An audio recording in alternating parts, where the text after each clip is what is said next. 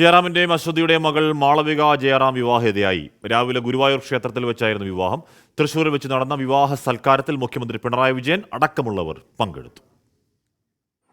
UK-യിൽ chartered അക്കൗണ്ടന്റായി ജോലി ചെയ്യുന്ന പാലക്കാട് സ്വദേശി നവനീത് ഗിരീഷാണ് വരൻ.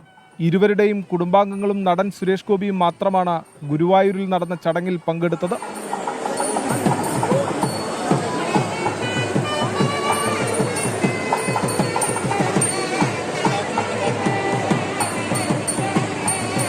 തൃശൂരിൽ വെച്ച് നടന്ന വിവാഹ സൽക്കാരത്തിൽ മുഖ്യമന്ത്രി പിണറായി വിജയനും സിനിമാ മേഖലയിൽ നിന്നുള്ള പ്രമുഖരും പങ്കെടുത്തു.